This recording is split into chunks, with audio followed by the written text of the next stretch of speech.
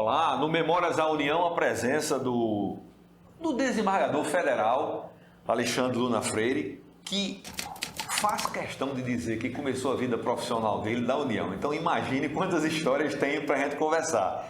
E eu vou começar, Alexandre, vou lhe tratar assim como Alexandre, colega jornalista, né? Já aqui da União também. Vou começar com uma pergunta que repetidamente eu tenho feito às pessoas que sentam nessa cadeira. Como é que começou a sua história com a União? Na verdade, eu tinha um interesse na juventude de escrever no jornal A União. E casualmente encontrei um jornalista que a gente tinha uma certa proximidade ali na porta do Cabo Branco, do cafezinho, Marconi Altamirano. Foi editor daqui, né? Eu acho. Marconi era, não sei se ele estava como editor, mas ele tinha uma coluna radiofônica que eu acompanhava sempre, e aí manifestei esse interesse de me aproximar da União, e ele começou a trazer para a publicação alguns artigos, algumas crônicas, variava entre artigo e crônica, e trouxe para a União que aquilo poderia me credenciar, que eu me apresentasse à direção do jornal. E foi o que aconteceu. Ele, em determinado momento, fez publicar alguns artigos, e era a época da presidência Zé Souto, Barreto Neto. Era o diretor técnico Barretinho, né? Barretinho. Aguinaldo Almeida, que eu não conhecia. Era o editor, né? Era o editor. Murilo Sena, diretor administrativo. E Gonzaga Rodrigues chegou algum tempo depois. Então, a gente conhecia ali do convívio do Cabo Branco, e sabe-se que o Cabo Branco era o centro pujante, ululante da comunidade política. Era ali um pouco. As discussões ocorriam ali, né? Discussões e decisões, muitas delas eram tomadas ali preparatoriamente ali no Cabo Branco. Houve até uma vez, e aqui eu lembro um fato histórico, eu fui contratado como repórter com encargo de função, que era redator. Já pela União mesmo, Já né? pela União. Certo. E aconteceu que, num determinado sábado, ficávamos ali no Cabo Branco, ou ia para o Cabo Branco do Miramar, para algum jantar dançante, ou se ficava por ali e cada um ia para sua casa. E houve a notícia do falecimento de Virgínio da Gama Melo. Isso foi praticamente já no final do período que eu estive aqui. E aí eu colhi os dados e liguei para a União, precisavam fazer uma matéria que Virgínio, nesse período, estava colaborando na própria União. E aí fizemos essa matéria no sábado, quer dizer, partindo na frente, que a gente não poderia ficar atrás, com a notícia da credencial de Virgínio da Gama Melo na literatura e nas suas crônicas habituais. Então, isso foi até um fato. Mas esse seu interesse pelo jornalismo, que lhe levou a escrever crônicas e tal, veio de onde? Do pai, da mãe, Não, de alguns amigos? Na verdade, foi um conjunto.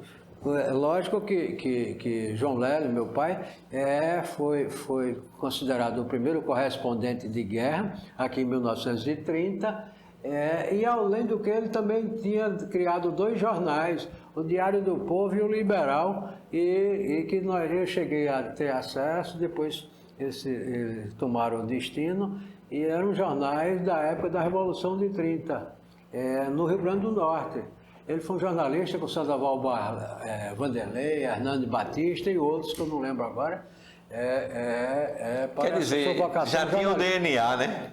Aí, lógico que a gente procura seguir a trilha doméstica, familiar e coisa. Além de que, na verdade, minha casa, a casa de João Lélio, havia uma bela biblioteca na sala de entrada, na sala de visita, como se diz, e lá atrás ele tinha um quartinho com pastas, escarcelas, escarcelas que o jornal usava, com aquele memorial que vinha de agência de UPI e outras que eu não lembro o nome, né? Eu gravei isso por Então ele tinha toda uma mesa de redação e de arquivo para montar dentro de casa, né? Isso ele fez esse jornalismo com 20 anos de idade. Né? Você se lembra do primeiro artigo que publicou na União?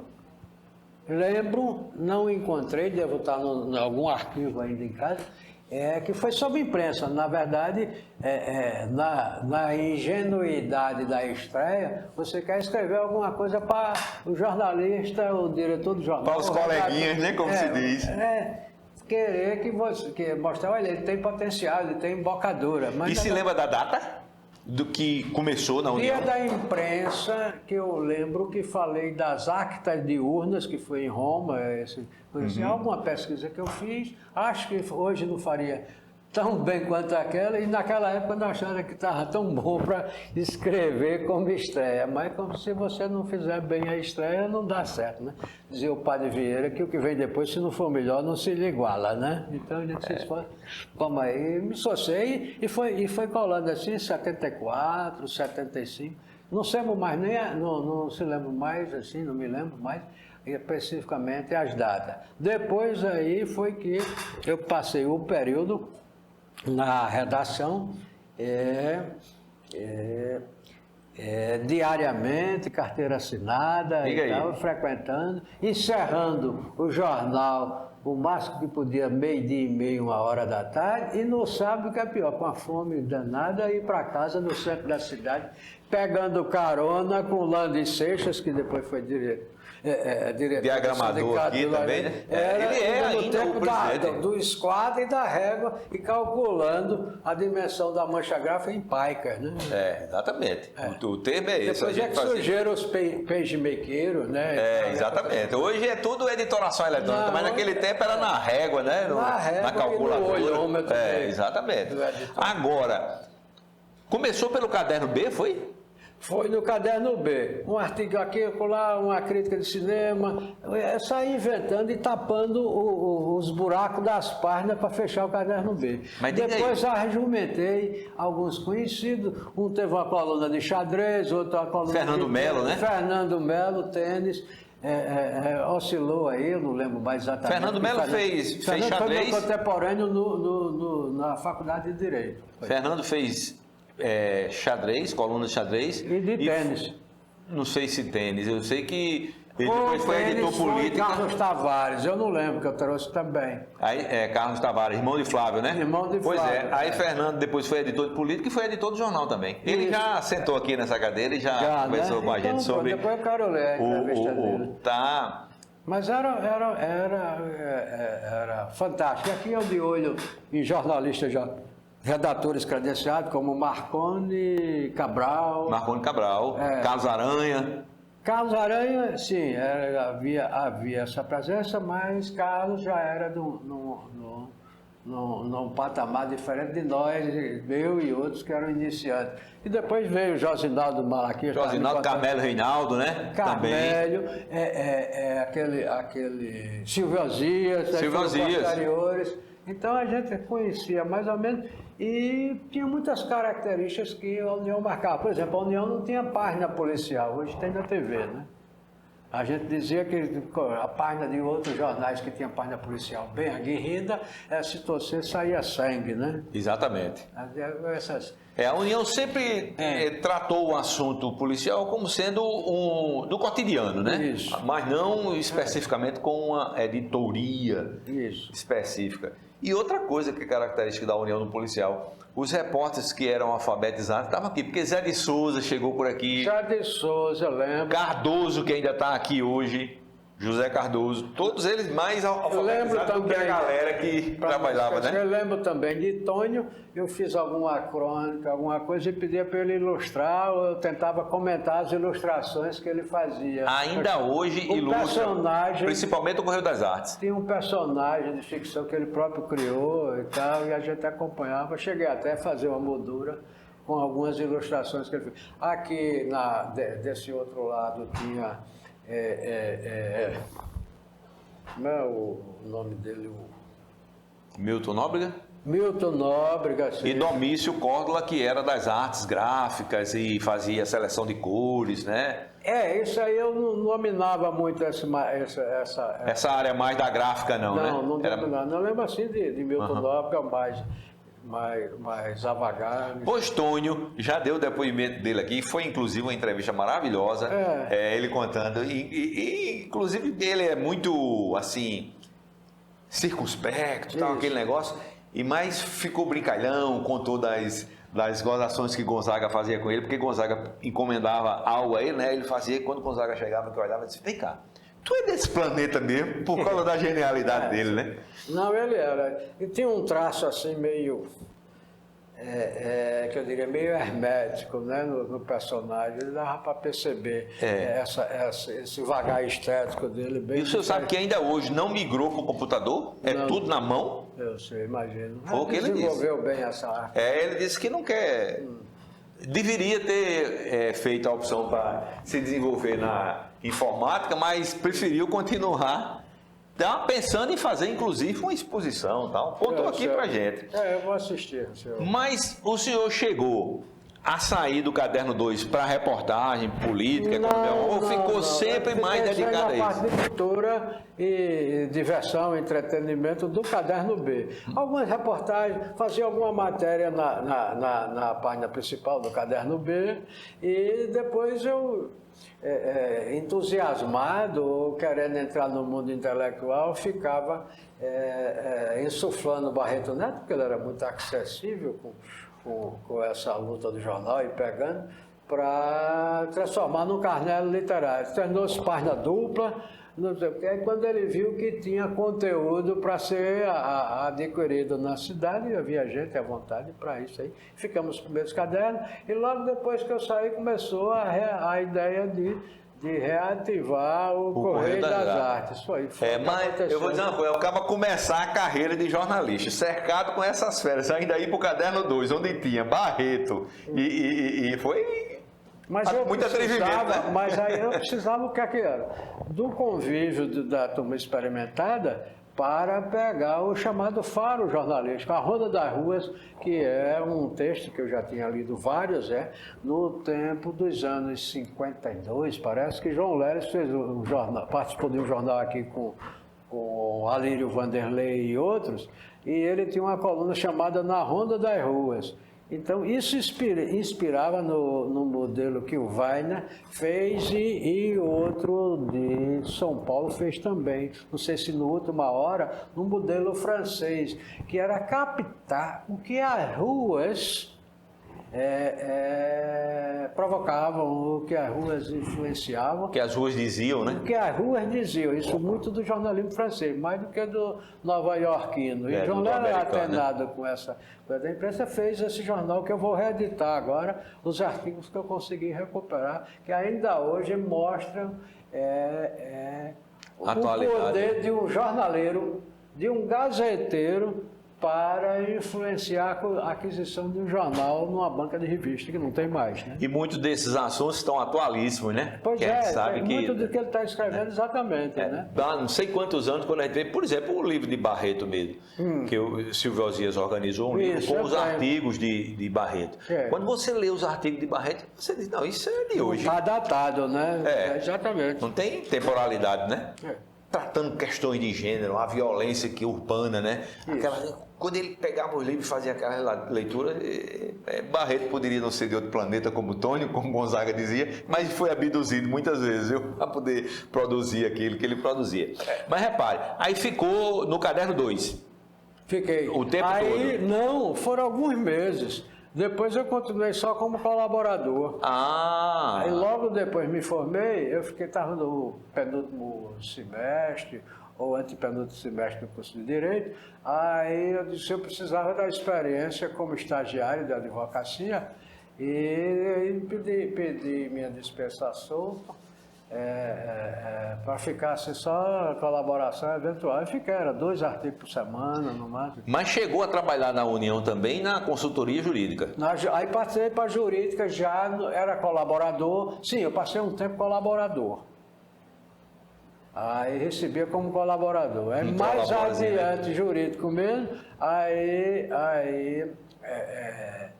Natanael determinou a assinatura da minha carteira como advogado da União. Então, tranquilo, eu fiquei como advogado um bom tempo. Quer dizer que há esse registro profissional, né? Não, mas na realmente a carteira profissional na União, e eu ainda tenho algumas cópias de recibo de colaborador da União. Depois eu passo aí para... Mas, rapaz, quer dizer que gosta mesmo de guardar as coisas, né? Não, eu gosto de guardar papel, eu não sei, a mania de querer um dia ser historiador, não sei, mas... É, né? E já é um bom começo no jornalismo, você historia o dia a dia, né? Agora, o senhor se lembra de algum fato daquela época em que era repórter e que chamou a atenção? Porque já contou aí a história do Correio das Artes, né? De como ele foi retomado, como Barreto teve a sensibilidade de perceber que valeria a pena. Mas eu digo assim, algum fato da época que lhe chamou a atenção e que o senhor guarda na memória até hoje, das páginas da União? Eu só sou capaz, se eu conseguir recuperar meus arquivos que estão em casa, em algum lugar, para ir, aí realmente eu tenho memória de repetição. Certo, quando é estimulada, né? Quando é estimulado, eu gravo, porque isso é uma coisa que eu andei pensando, por que isso? Eu disse, não, porque eu vivo tudo intensamente, eu não vivo... passivamente, não. Passiva nem superficialmente, não. Eu entro no time para jogar. Para jogar, né? Para ganhar. Não, para ganhar não, para jogar mesmo, né? Quer dizer, posso até perder, mas dei o melhor de mim, né? Exatamente. Agora, uma coisa que chama atenção é que o senhor sempre se refere como caderno B. Era. E interessante que eu disse assim, a União mais uma vez na frente, porque esses cadernos de cultura nos outros jornais vieram depois. Nessa época eu acho que a União é só Eu tenho a impressão que havia o caderno B do Jornal do Brasil, se não me falha. Eu sou... Sim, eu estou falando aqui na Paraíba, né? Sim, era o caderno de cultura, caderno B, que se chamava, né? Os outros eram o noticiário que ficava a cargo de o nome dele, Feitosa, secretário. Sim, secretário de redação. A função do secretário é recortar tudo aquilo que não quer publicar e botar na outra página, né? Mas eu digo assim, os outros jornais aqui na Paraíba, eles vieram a ter caderno de cultura e equipe específica de cultura um pouco depois, né? Eu não sei se foi influência dos governos Ivan Bichara e Hernani Satti, que era voltado para a cultura, e aí a turma ficava circundando para a União ficar sempre nessa linha de frente, né? Quando o senhor chegou, já foi aqui no distrito ou ainda foi lá no prédio da Assembleia? Não, foi aqui. Foi aqui, né? Quando eu cheguei, já era aqui no distrito de Israel, ouvindo. Já era Como oficial. eu disse, eu vinha ouvindo nas caronas de lá, né? Pegava o ônibus ali.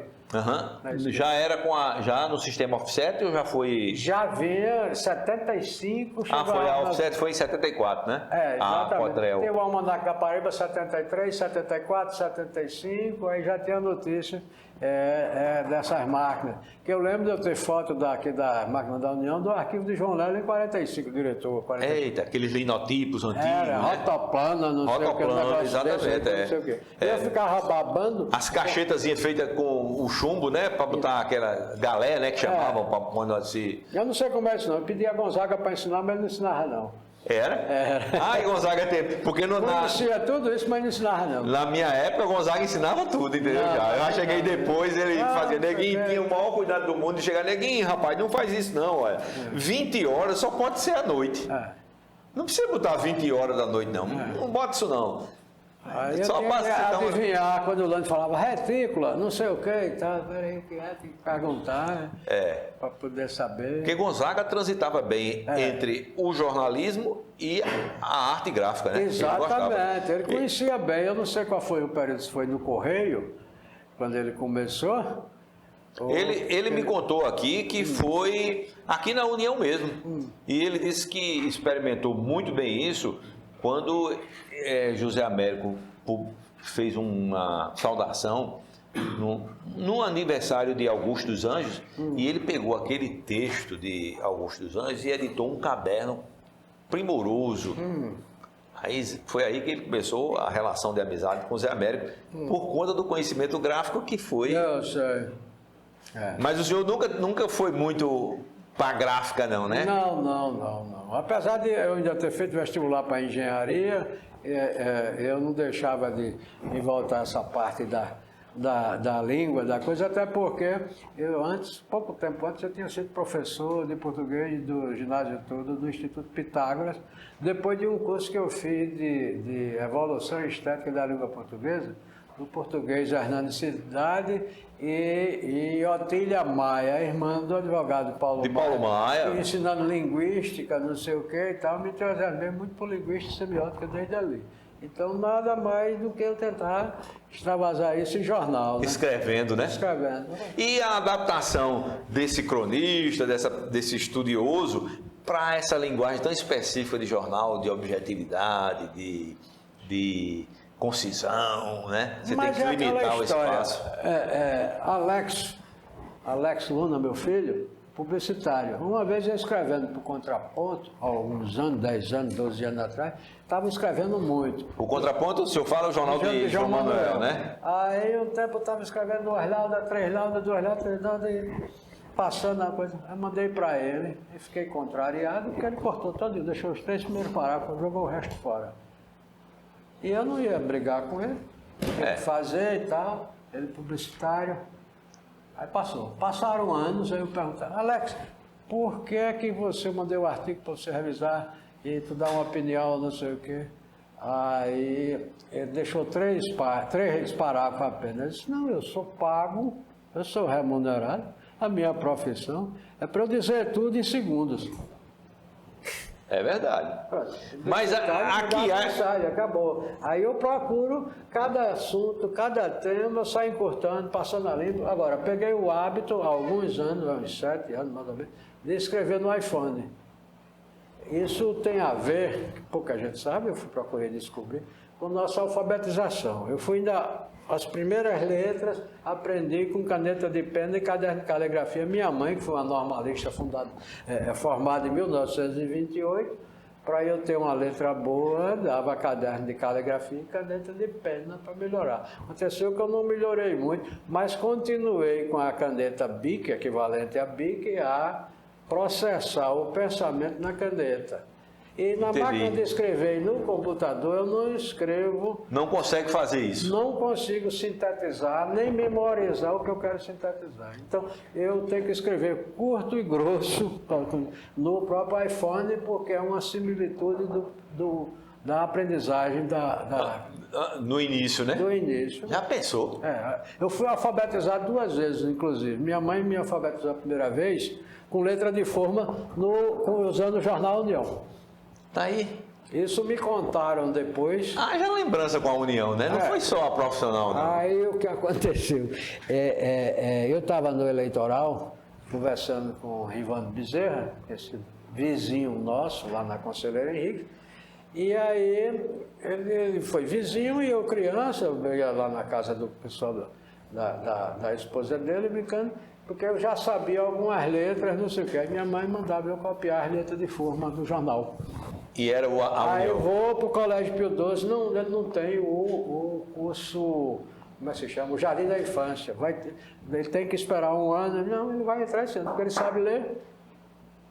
E escreve letra de forma. Aí o Colégio Pio XII aceitou, eu entrei direto no primeiro ano B. Aí fui aos poucos aprendendo a outra caligrafia, que não era letra de forma. O senhor ficou aqui na União, e lembra quanto tempo? Pouco tempo, 5 meses no máximo. Foi 4, 5 No caderno B?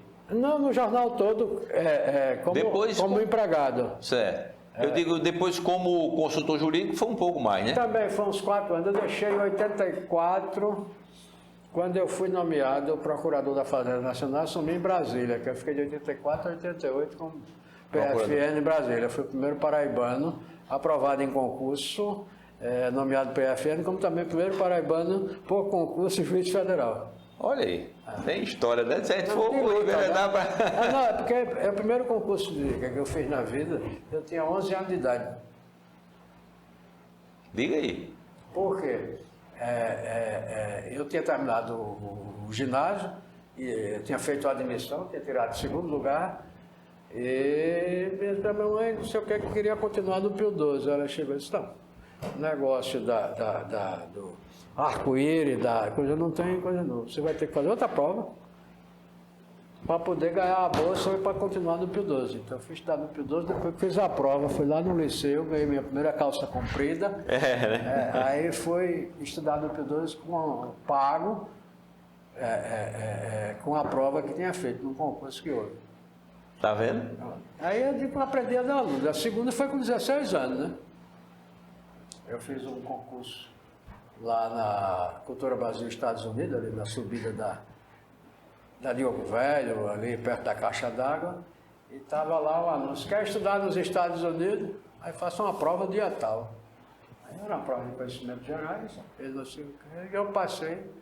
E aí ganhei essa bolsa do programa Youth for Understanding para estudar nos Estados Unidos, no High School. Eu fiquei lá 5 meses. Liga aí. Então tem que sair batalhando oportunidade na vida, né? Mas no tempo do Caderno 2, que o senhor trabalhou aqui na União, a preocupação do caderno era semelhante à de hoje, que é cultura, entretenimento, diversão, cinema? Isso aí era. O que havia interessante é que a gente usava mais a imaginação do que a transpiração ou a digitação, né? Em que sentido? Como era? Criar, né? Tinha que criar, imaginar, usar um dicionário, pensar, parar uma palavra para fechar um texto, revisar. Dava trabalho, né? Dava trabalho. Se você tivesse, como dizia um professor meu da Fundação Getúlio Vargas, fizesse prisão de mente, não saía nada, né?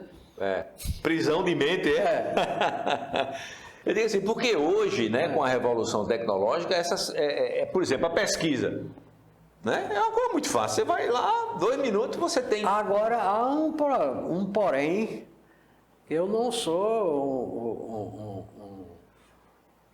um adepto até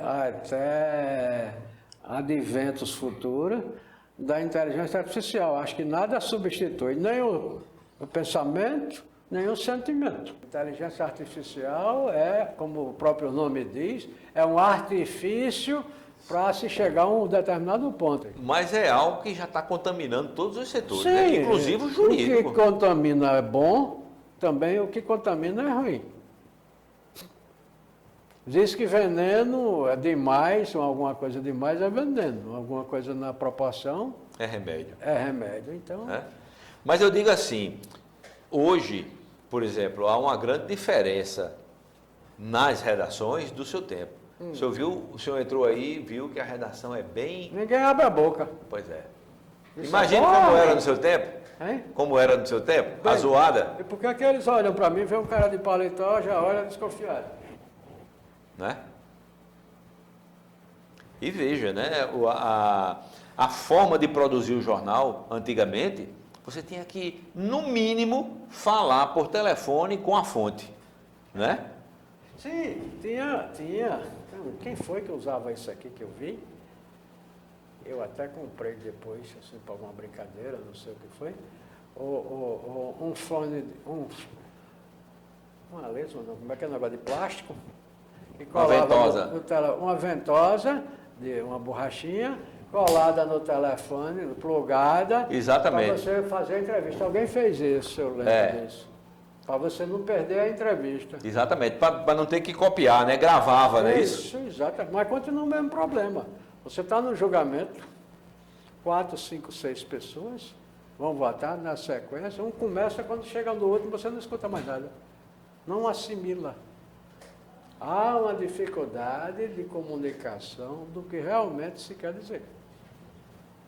Como é que você vai processar em plataforma em múltiplos conteúdos? O que me impressiona hoje, eu já sou de uma geração depois da sua. Você chegou na União nos anos 70, eu cheguei nos 80. Mas eu me lembro muito, quando eu comparo com hoje em dia, o fato de que a gente ia atrás da informação. Hoje, manda uma mensagem. Aí, por exemplo, no seu caso, está lá no gabinete, recebendo advogado ou o Ministério Público, julgando, estudando para fazer lá o julgamento, para prolatar a sua sentença. E aí, um jornalista quer falar, manda uma mensagem que você não vai ter tempo de ver ali na hora, nem de parar o que está fazendo. Não é um texto longo. Agora, eu quero dizer isso, eu falo tudo isso, como sempre um curioso para desbravar. Eu fiz curso de informática em 78, de 300 tantas horas, depois de na Fundação Getúlio Vargas, procurando criar informática jurídica, e continuo procuro através de qualquer coisa de criação da internet, agora sem abrir mão da reflexão. Que é fundamental, né?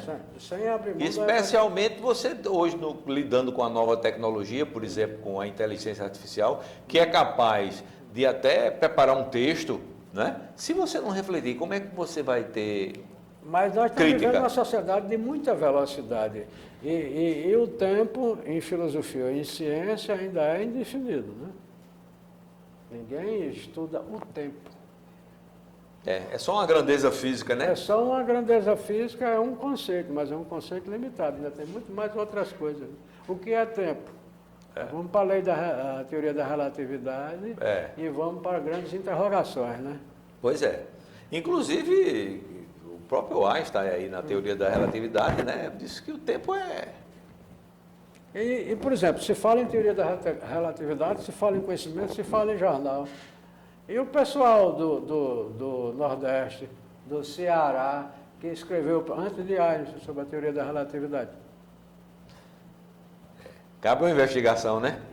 Agora, mudando um pouquinho a ênfase da conversa aqui, eu vi que o senhor já começou no caderno 2, mas já começou com a preocupação, porque, por exemplo, viu que havia condições do caderno evoluir, o Correio das Artes. Chegou a colaborar com o Correio das Artes também? Como foi essa experiência com Barreto na época, lembra? Não, eu nesse período, eu me afastei muito da literatura. Para se preocupar com o direito. Com o direito, até por uma certa valoração, no sentido negativo, social.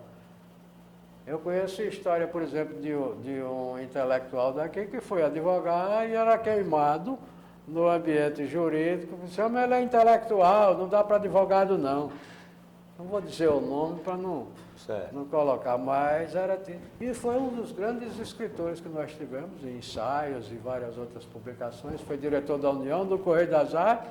Foi advogado, as petições muito bacanas, mas não era muito bem aceito na comunidade dos advogados, que não eram muito bem preparados em cultura e redação. E interessante porque muita gente saiu aqui da União, da redação da União, para a carreira jurídica, né? Olha aí o exemplo. Mas aí é que está, né? A gente tenta, mas eu escondi muito tempo essa vilegiatura literária, só voltei aos 30 anos, quando já estava profissionalmente estável na advocacia. Aí eu voltei, fui ler numas férias que eu vim de Brasília, aí fui ler Pablo Neruda, Confesso que Vivi. Aí disse, agora eu vou voltar à literatura, eu vou recuperar o tempo perdido. Voltou bem, né, com uma leitura dessa. Não, depois de 30 anos, né, aí você não, já estava para fazer a feira. Agora, eu acho interessante que muita gente daquela época nasceu, digamos assim, na União profissionalmente e floresceu, né? Porque você veja, Gonzaga, Barreto, Frutuoso também do seu tempo, né? Crispim. Frutuoso, sim, eu lembro de Frutuoso. Frutuoso já foi numa fase mais na frente, não sei se foi na 1817 ou no prédio da biblioteca também. Ele era o chefe de reportagem, mas foi chefe de reportagem de Aguinaldo. Foi, e eu lembro dele também no eleitoral, ele não sei se foi assessor de Israel. Hoje ele está também no Tribunal de Contas, exatamente. E Frutuoso... Grande texto, uma grande argúcia da matéria. Agora, nessa época que o senhor trabalhou na União, estava terminando o curso de Direito, foi? Já era estudante? Eu era estagiário. Então foi por isso que não demorou tanto tempo. Agora, ajudou totalmente, porque eu aprendi a escrever na União. Então foi escola também, né? A petição, a decisão, a coisa. E eu digo isso para a minha assessoria ainda hoje. Eu tenho pedagoga e tem uma jornalista que foi de uma empresa lá de Pernambuco. E a turma estava querendo bacharel em Direito, eu já estava com alguns, eu quero o pessoal que sabe escrever redação criativa. Porque no tribunal, pouca gente sabe, que a gente julga de novo aquilo que já foi julgado. Então não precisa ficar reescrevendo, nem enchendo linguiça, nem mostrando conhecimento. O juiz de primeiro grau está muito preparado para decidir. Você pode discordar de um ponto de vista, então eu vou dizer que discordo só por isso, é só mudar o motivo da discordância ou da aquiescência de entendimento. Não tem que ficar num tribunal reescrevendo. Ou rediscutindo provas, a por exemplo. Eneida ou Dante. Né? Porque nem cabe, né? Nem cabe. Agora, veja bem, as redações naquela época caracterizavam, a redação da União se caracterizava assim, era uma baderna, né? Era e não era. Palavrão solto e pouquíssimas mulheres. Mas o figurino do papel da mulher atual foi uma mudança radical dos últimos 5 anos. Na verdade, dos últimos 5 anos. E as mulheres começaram a chegar a redações o com mundo curso de mudou comunicação. em 5 anos, mais do que em 500 anos anteriores. O mundo nos últimos 5 anos. Nada do que foi será do jeito que já foi um dia, como disse o poeta. Né? Lulu Santos, né? Lá cantando com o Tim Maia. Então, as mulheres hoje são diferentes das mulheres do pós-Segunda Guerra, do pós-World War II, que estava ajudando nas fábricas. A Revolução Industrial terminou. Hoje é a revolução da inovação. É porque eu digo assim, na época, nas redações, eu me lembro de Maria José Limeira, Sônia Oste, não é? E pouquíssimas, Germana Vidal. Tinha aqui no jornal, escrevi aqui na União dos Povos, Vilma Wanda. Vilma Wanda, nossa colega. Também, aquela menina, como é o nome também, que escrevia muito sobre Paulo Pontes. Eu não lembro. Cátia de França? Não. Ela trabalhava na diretoria aqui. Ela escrevia muito sobre o negócio do teatro de Paulo Pontes e outros daquela época e tal. Não lembro agora, não. Eu não tenho esse registro, não. Mas eu digo assim, a característica, digamos assim, de sociabilização, a característica da redação... Mas nós éramos muito preconceituosos, né? Nós tínhamos muito preconceito, todos nós, né? Tínhamos, né? Para a mulher. Isso vem na literatura paraibana desde o movimento dos anos 50, né? A literatura paraibana Dona Olivina, professora Taus... Daura Rangel... Daura Santiago... Daura Santiago Rangel, né? Tinha a dos anos 30, que faz parte do movimento, mas havia um preconceito. Ainda havia Horácio de Almeida que escrevia contra os direitos das mulheres em 33. Catarina de Moura, em 1914, sobre o voto feminino. Ninguém fala. Teve a Ambrosina de Magalhães, que foi médica, que ia para a Escola de Medicina até o 3º ano, com o pai junto. O senhor se lembra por exemplo,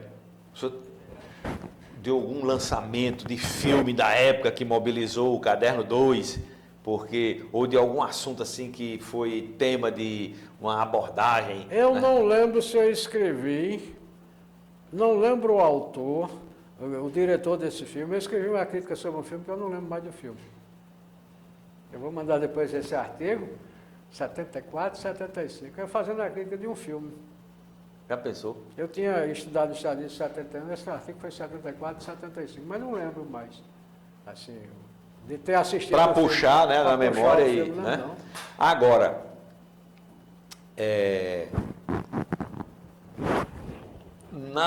no Caderno 2, a gente sabe que também a redação do Caderno 2, o texto do Caderno 2 é um texto já mais seletivo, já mais... até, digamos assim, com veleidade literária, né? Mas aqui é a pós-modernidade mesmo, aqui. Dá para ver que não mudou, não. A gente fez o que era daquela época, a cultura local, a cidade, a visão urbana que morreu. Não existe mais visão Não, existe urbana. não. As cadeiras na calçada, por exemplo, né? E cadeira na calçada e não tem mais ninguém. Você vai ao centro. Eu nasci e me criei no centro da cidade até 26 anos de idade, ali na rua Conselheiro Henrique, que é a Travessa do Carmo, não sei o que e tal, e tal, e tal. Passa ali de noite, você só está em depressão, porque você só vê fantasma. É. E dá medo, né? Hein? E dá medo. Não, dá medo até de achar o rastro de Augusto dos Anjos, né? Como estão fazendo aí. Não, mas havia sempre uma fundação disso, um artigo daquilo, o fulano de tal, Virgínia Colau, o cinema. Não, isso é bonito. Só havia 4 a 8 páginas, às vezes. Havia muita pujança cultural aglutinada, né? Os movimentos da época eram muito o quê? De música? Era literário também? Não, era da mesma coisa. Eu penso que era a mesma coisa. Havia teatro e havia cinema mesmo. Você vê, peraí, você tinha um elenco de pessoas preparadas. O Willis Leal. Lino Duarte, né? Lino Duarte, Barreto. Barreto, todos eles com formação em filosofia, em sociologia, não sei o quê, fazendo crítica de cinema. Não tem como você esquecer essa pujança intelectual. Quer dizer que e havia 3 jornais, pelo menos. A União, Norte e Correio. Aí depois surgiu o Momento, Projeção, outra ali, acolá. E o contraponto mesmo, né? Não, o contraponto foi agora. Eu estou falando anos 70. Anos 70. Exatamente, o Diário da E Borborema. cinema, 6, 7 cinemas que tinha na cidade, movimentados, as sessões por tarde e pela noite. Né? Aí... Como era o processo de criação nesse tempo? Por exemplo, não, vamos descer um caderno 2, hoje a gente vai botar cinema. Tinha essa discussão ou era muito à vontade para... Não havia... Porque hoje é tudo muito planejado. Essa né? cobrança nem de Zé Soto, nem de Gonzaga, nem do próprio Aguinaldo, que era o editor. Mostrava uma coisa ou outra quando eu achava... A gente tinha muita preocupação também com revisão. Aí que você procura treinar, revisão, marcar de lado ali e tal, passa aí. E o resto era o secretário, Feitosa ali ia colar, recortando, colando com cola tenaz, uma coisa para ali, para colar. Ficaram amigos dessa época até hoje? Eu não tenho notícia de Feitosa. Não, eu estou dizendo, tem amigos dessa época que o senhor preservou até hoje? Não, a Lande, que eu lembro, que eu coisei na última vez, na minha posse na Academia de Letras, uns 10 anos, chamei, 12 anos, fui para lá. Tem aquele outro rapaz também que era bom aqui na redação, que é Nicolau, o irmão do editor, como é o nome? Sim, Marcos Nicolau. Marcos, eu nunca mais vi. Era professor da universidade, acho que já eu aposentou-se. soube, aí não tem... Era gente demais, assim, para pouco tempo eu ter gravado. Aí Gonzaga, né, obviamente. Não, esse daí tudo bem, mas eu digo o pessoal aqui na redação mesmo, que ficou aí, marcando os anos 70, são 50 anos quase, né? Nessa época, já havia...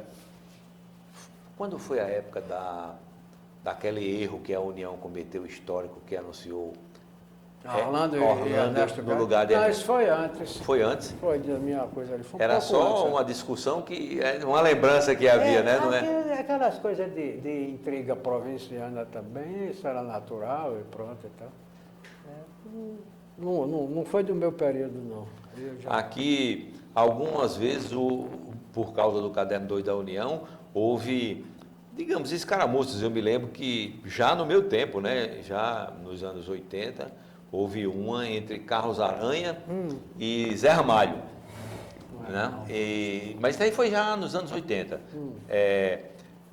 Boa parte dos anos 80 eu estava em Brasília, depois voltei para a Justiça e fiquei mais ou menos desligado. Porque tinha que Porque focar teve muito. de anos 80 assim, que eu lembro mais palpável, nem estava aqui a boa parte, foi o período da Constituinte. Né? Isso aí 88. Em Brasília lá e 89 a Constituição da Paraíba. Mas a referência que eu fiz à Aranha com Zé Ramalho foi se houve algum fato assim que chamou a atenção porque criou uma polêmica e uma discussão grande. Não lembro, não. Pode até ter tido, né? Mas, né? Agora, o senhor disse aí que aprendeu a escrever bem no período que passou na redação. Isso. Então a União, como o Zé Américo disse, foi escola também, né? Mas foi, a União não tinha faculdade, né? Não tinha universidade voltada a isso, não. Ou você aprendia a escrever rápido, não era em segundos, mas era diário, né? Mas escrever para o dia, né? Aí isso até me estimulou que o cronista, o que ele escreve é muito volátil, muito fluido. Ele escreve para aquelas 24 horas, porque depois não tem mais graça a crônica. Até tem aquela coisa que, né, que nada é tão efêmero quanto a glória do jornalista, né? Porque Exatamente. tem que matar o leão todo dia. Tem o faro de saber o que tinha na ronda das ruas, como eu via aquilo de antigamente. O que é que as ruas recriminam ou elogiam, né? E a avaliação que o senhor faz, agora já do ponto de vista mais histórico, de um veículo que 130 anos de história? Bem, isso aí não se tem como mensurar essa importância de se preservar para uma coisa chamada preservação da inteligência. Uma coisa é a preservação da memória, a outra é a inteligência. A inteligência é reflexão. Se você para o músculo, você vai atrofiar mesmo. Isso já foi, eu lembro que nos anos 30, nos anos 40, já se falava num trabalho de Spengler, A Decadência do Ocidente, livro da segunda década dos anos 20. A decadência de Oswald Spengler. Ele foi... João Leles colocou no diário dele, tá aí, né? Preciso ler A Decadência do Ocidente de Spengler. Aí você vai em Álvaro de Carvalho, que foi o primeiro ensaísta republicano da literatura paraibana. João Leles considerou em Maiores Menores o livro genuinamente paraibano como os ensaios dele. Há um outro também, de Alcides Bezerra, mais variado entre literário e jurídico. Mas o Álvaro tratou no livro de 19, ou 20, e depois tratou no livro A Técnica de Spengler, até no sentido negando. Mas a gente vai ver a massificação significando a decadência do Ocidente, do paradigma. E o senhor acredita que, por exemplo, numa discussão que é muito comum hoje, e a gente aqui na Paraíba testemunhou, por exemplo, todos os jornais impressos foram extintos, restou a União. Aí você vê, o mais velho é o que sobreviveu. Isso tem que se indagar, porque os outros foram criados e existiram. Muitos criados com aquela coisa de instrumento político, né? Já nasceram ali na... Aí eu pergunto, não sei a resposta, por isso que eu pergunto. Eu gosto mais de perguntar do que de responder. Eu gosto mais de ler do que escrever. E a União nasceu também, né? Como um instrumento do comércio, né? É uma preservação e um mecanismo de penetração. Mas resta saber até onde vai essa minha geração. É a geração não nativa com relação ao jornal. Você vê que as amizades estão em mensagens escritas. É diferente da mensagem no pé do ouvido do telefone. Ou do bate-papo, né? Do bate-papo. O homem é um homem, necessariamente ele precisa do bate-papo. É gregário, né? Precisa de... Ele tem que ter uma rede de proteção e de sobrevivência, de comunicação, de sentimentos, de emoções. Tanto que é o que diferencia ele dos outros animais, né? Quando eu morei em Brasília, 84 a 88, se dizia, né, aqui em Brasília você tem cabeça, tronco e roda. Aí o que acontece? Hoje eu já digo que eu vejo meus netos, minhas netas, cabeça, tronco e tela. Você fala com o pai e a mãe pela tela, que é isso? Tem algo a ser examinado. Aí vocês veem, às vezes, sentado na mesa, numa refeição, cada um com o seu, né? Totalmente. No restaurante é muito comum a gente ver isso cabeça, hoje. tronco e tela. Ai, papai, você quer ver a mensagem? Sei não, como é.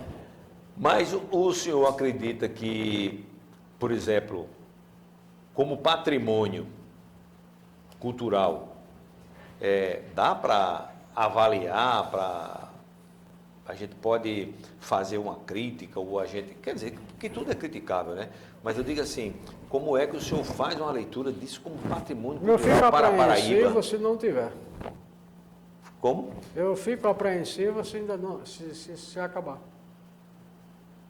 Como vai ficar o tecido social. Há um social de um livro que eu fiquei 30 anos procurando por ele. A decadência, como é? O livro não é a decadência do poder do Naim, não. O declínio do homem público. E eu vim conseguir comprá-lo há pouco tempo na internet. Mas esse livro ficou 30, 40 anos sem edição. De um arquiteto, urbanista arquiteto, exatamente trabalhando, você deixando... Quem era o homem público, quem é o homem público hoje? Todos nós. E aí? Como é que fica? O declínio. Como é que estamos vivendo urbanamente? Aí eu vejo aqui, estamos se preocupando. Não, o trânsito, centro histórico. Não tem centro histórico. Tem um quadrilátero que foi tensionado a existir nos anos 30. Nos anos 30, na Paraíba, teve uma pleiade de pessoas inovadoras, engenheiros e arquitetos, que usaram esse primeiro arruamento da lagoa, coisa que eles usavam, e errado para Tambaú. Quando era errado para Tambaú, não foi para Tambaú, foi para o Cabo Branco. O arruamento saindo da saída do João Pessoa. Hoje não mora lá, eu vivi lá até 26 anos. E só revitaliza trazendo gente para viver. Mas essa turma nova quer viver aqui? Quer não. Quer estar perto do shopping, quer estar, né? Nós vivemos do Na lado praia. de lá, chamando tudo de desertão. Eu não quis para o interior ser médico. Quer voltar para o litoral. Termina Cabral levando de volta, né, para o outro lado. Como esse tipo de plataforma, a plataforma impressa, ainda pode contribuir para a cultura. O senhor acha que o fato de ser um documento Para quem tem o analógico prazer de ler, é importante. Para quem não tem o prazer de ler, é uma desinteligência. Porque, mesmo na TV, você vê o jornal assim, ainda é prazeroso. Mesmo no tablet é prazeroso. E não tem nada. O senhor tem, inclusive, em casa muitos documentos relativos à União, né? Isso, tem. Isso aí foi acervo de João Leles e o meu. O meu é um período só, de pouco tempo. Agora, João Leles não, foi da biografia dele, juntando em várias etapas. Por exemplo, o ano atrasado, o outro ano, eu coloquei a publicação através do professor Renato Carneiro, algumas crônicas que ele fez da radiofonia paraibana. Aqui na União? Não, na Rádio Tabajara. Ah, tá. Da Rádio Tabajara. Mas ele também teve participação na União, né? Em vários períodos, tem vários períodos, por exemplo. Ele publicou muito aqui em 33, na época da direção de Samuel Duarte, que é um dos grandes paraibanos culturalmente e está sendo pouco explorado. Você faz essa biografia de panegírico ou de qualquer coisa, mas não do pensamento dele, que era muito avançado. Ele foi diretor da União, foi diretor do Anuário de 33, que é outra coisa importante que não se faz mais. Se parou no ano 2000, um anuáriozinho, anos 70, 73, 74, 75, aí retroage a anos 30. Depois retroage anos 20, depois da Primeira República. Parece que se Quer dizer, reinventa, isso né? pelo menos devia ter um anuário. A União já está na hora, por exemplo, esse chute aí, fazer um novo anuário aí. Só um para. Não faltou outro, mas faz um agora. Faz um anuário da Paraíba, assim. Coisas assim para ficar documentado, resgatar a memória. O interessante é Ou a própria União. Muita coisa que a União já publicou que ninguém sabe. Várias pessoas que foram grandes colaboradores da União dos anos 30, dos anos 40. Eu falei os anos 30, dos engenheiros, aquele prédio do Instituto Histórico, o que foi da Rádio Tabajara, aquele estilo francês, que eu não lembro o nome agora, que influenciou muito essa arquitetura, como também o estilo arredondado, Le Corbusier, que tem na PUC do Rio, que tem na Faculdade de Filosofia. De filosofia, né? Pronto. Aí é Clodoaldo, Mas, né? hein? Ali foi Clodoaldo, o arquiteto, né? É exatamente, Clodoaldo Gouveia. Mas tem um outro também, que pouca gente fala nele, só César Benevides, que é uma pessoa que você depois pode conversar com ele, se quiser. Ele conviveu muito com outro, Ítalo Joffre. Participou da construção do prédio da Secretaria da Fazenda. O do ferro de governo, engomar, né? ligado com gás, o tenente gás em 34, 33, por aí. Então. Tem muita coisa a ser revigorada. E né? o senhor acha que cabe no impresso ainda? Pelo menos eu quero. Mas quando extinguir, eu paro de ler. Eu pego alguns jornais de fora, aí do Sul, não sei o que e tal. Está uma modificação, mas uma modificação de conteúdo. E procurando avançar em comunicação. Veja a TV como está procurando mudar. A forma de agregar atenção. Porque o jornal busca atenção. O meio de comunicação busca atenção. E esse material que o senhor tem em casa e que diz respeito com a União, o senhor manifestou a vontade aí nas nossas conversas de pré-produção de doar para o arquivo da União, que o senhor conheceu, né? Eu levei lá. Destaca alguma coisa? Acha que a doação é porque ali é um local exatamente onde pode ser guardado e preservado? Como é a leitura? Duas coisas, porque tem alguns eventos onde a União participou. O tempo que João Lélio foi diretor em 45, então ele, como jornalista, ele guardava tudo aquilo. Eu acho que Ele chegou a ser diretor da União também, União foi? em 45. Você pode procurar aí o tempo que ele foi diretor. Então tem todo esse artigo. Onde, por exemplo, Oswaldo, Paulo Bonavides mandava artigo de Paulo Harvard. Bonavides, o que constitucionalista, né? era Que é primo paraibano, dele, né? É primo dele também. Aí outro, Santos Coelho, pessoal da política. Eu contei aquela história dos 4.000 exemplares da edição da campanha de Princesa e o almoço oferecido pelo pessoal da União a ele no lançamento no dia 4 de julho. 4 de julho, no dia da tomada da Bastilha, ele fez em homenagem à França, aí fez o lançamento do livro nessa data, lá no Hotel Globo. Então tem um discurso de Silvino Lopes, que foi de Pernambuco, fazendo aqui, e fez um discurso, tem um discurso dele, explicando o que era o livro e tal. Meu caro, estou muito satisfeito e honrado com a sua presença aqui para Eu vi a hora essa conversa. Aqui, mas boa conversa é assim mesmo. Nem Bosco aguentou. Mas boa conversa é assim mesmo, a gente não se lembra não. E gostaria de saber se o senhor gostaria de acrescentar alguma coisa, se tem algum dado que eu não quero abordei. agradecer por essa viagem sentimental, recordação aí, interessante. Só mais agradecimento que qualquer coisa. Afinal de E a expectativa em relação ao futuro de que pelo menos continue, né? Não, pois é, eu acho que tem muito material aí para vocês desenvolverem e continuar para assistir. É só pegar jornais anteriores e reproduzir. Eu lembro de Ivan Apremon de Lucena. Ele escrevia a União há 50 Há 50 anos. Era uma coluna bem Exatamente, interessante. era uma coluna que tinha da União. Não tem hora de pensar em 50, 100 e 130 anos. Pois e realmente tem, né? Vai achando material e tal. A gente precisa de conteúdo, de novidade. Não Então, foi eu que disse que o mundo é movido pela curiosidade, né? Então, a gente tem curiosidade. Peraí, o que é a União? Mostra ali, aqui, acolá e tal. E essa nova geração assistir isso. E 130 anos de história num país que tem 1.500, você já tem um bocado de tempo. Essa semana lá no tribunal por causa da minha pabulagem de dizer que tinha começado na União. Aí me indicaram para ser diretor da revista do tribunal. Então, meu muito obrigado pela sua você. presença aqui, pela contribuição nesse projeto Memórias da União e a você que nos assiste e nos honra com a sua audiência. Também o nosso obrigado e até a próxima edição.